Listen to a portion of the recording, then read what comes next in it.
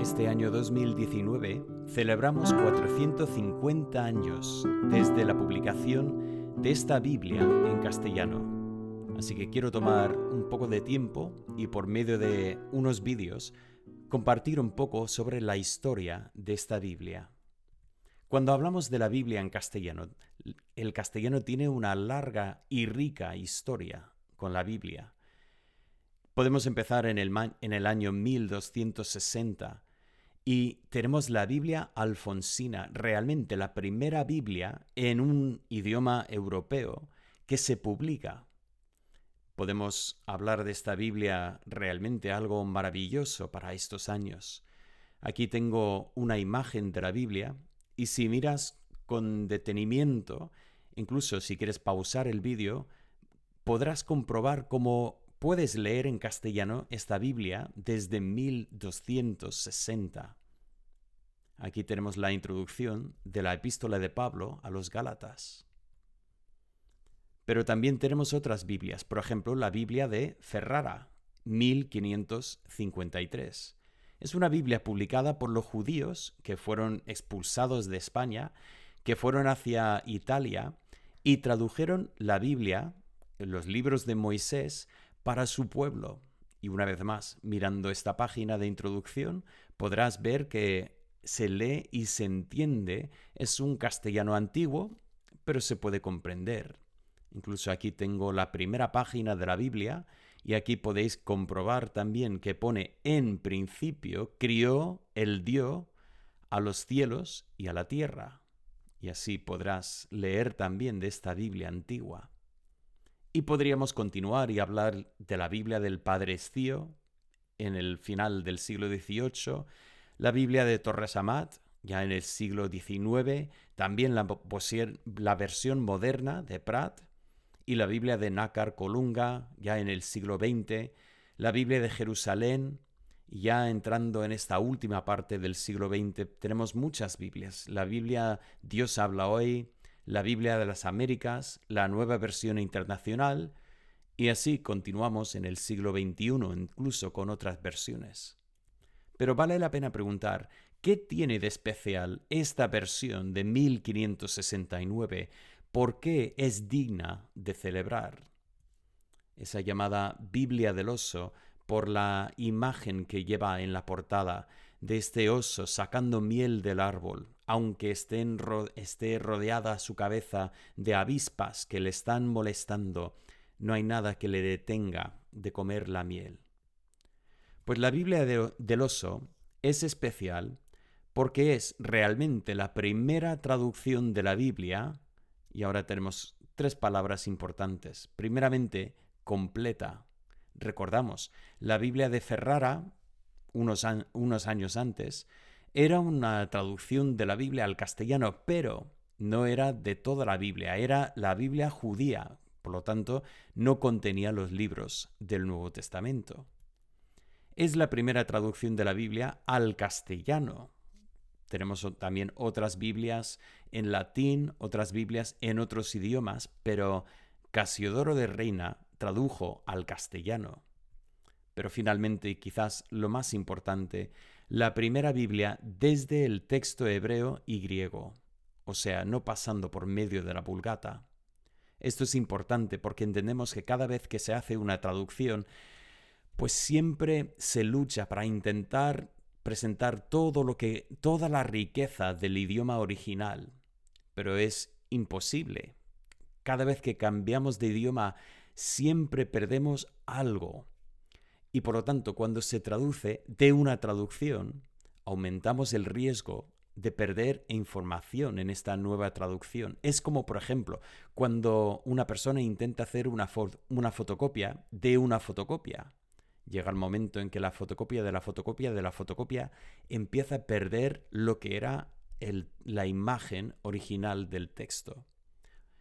Ahora, si hablamos de la Biblia, vemos, como dije antes, que había Biblias en otros idiomas. Por ejemplo, en 1388 ya existía la Biblia de Wycliffe.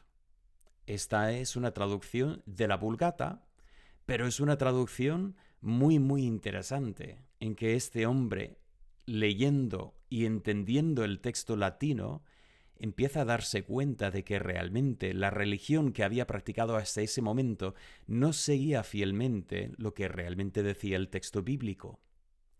Ya en 1534 tenemos la Biblia de Lutero en alemán. Lutero, que también había llegado a ese descubrimiento de la justicia por la fe, traduce la Biblia al alemán, al idioma del pueblo.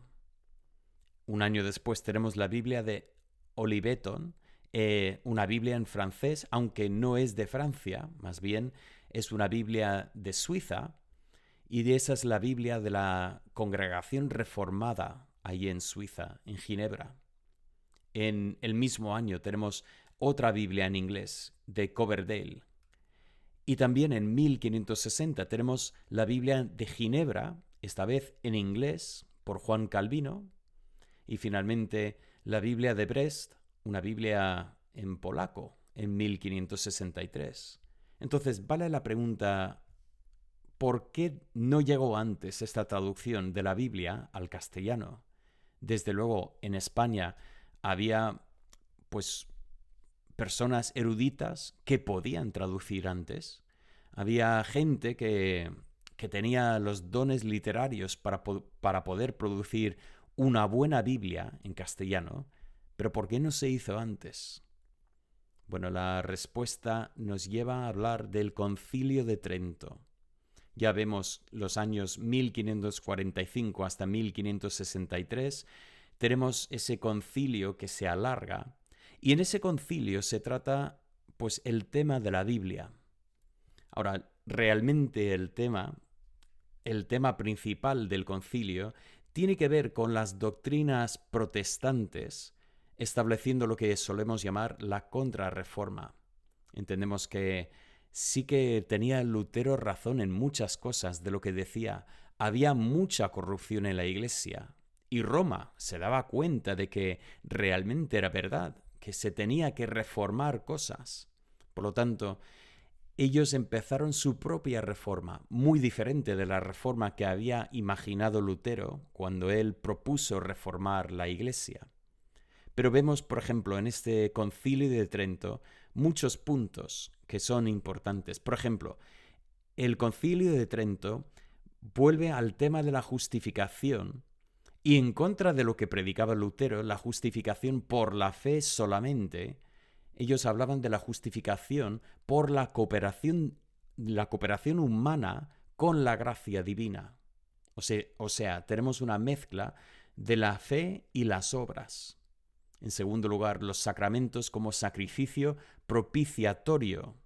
Este pensamiento de que la cena del Señor realmente era un nuevo sacrificio que traía propiciación para los que participaban en él. Luego después la reafirmación del celibato. Entendemos que ya por estas fechas ya tenemos entre los luteranos el casamiento de los clérigos y Trento vuelve a ese tema reafirmando que así es, que el sacerdocio no debe casarse. Y la reafirmación de las reliquias, la veneración de los santos y el purgatorio. Pero nada de esto realmente toca el tema de la Biblia. Cuando hablamos de la Biblia, vemos que en Trento hay 3 puntos que son fundamentales. Primeramente, es reconocer la autoridad de los libros deuterocanónicos. Este había llegado a ser un punto importante para los luteranos. Ellos entendían que estos libros realmente no tenían la misma autoridad que tenían los libros canónicos del Antiguo Testamento. Y sin embargo, aquí en Trento, pues el Consejo de la Iglesia vuelve y reafirma la autoridad de estos libros. Ahora, recordemos que estamos hablando solo de unos cuantos libros del Antiguo Testamento. Pero aquí tenemos estos libros como parte de la Biblia que tienen la misma autoridad que el resto del Antiguo Testamento. Hablaremos más de este tema en un vídeo futuro, pero aquí por lo menos tenemos que reconocer este punto. En segundo lugar, establecer la Vulgata como texto autoritativo. Esto es un punto importante porque en Trento se hace mención específicamente de la Vulgata, no solamente del idioma, no se habla de latín solamente, se habla específicamente de la traducción de la Vulgata, la que había sido la traducción principal de la Iglesia de Roma durante 1000 años. Y en tercer lugar, prohibir la traducción de la Biblia al vulgo, a la lengua común del pueblo. Y esto es un punto sumamente importante, porque mediante ese decreto, Trento hace ilegal producir una traducción de la Biblia. Y esto es parte de la historia que hay detrás de nuestra Biblia en castellano. Continuaremos con más estudios sobre la Biblia en castellano, pero espero que esto haya sido de interés y de ayuda. Que Dios os bendiga.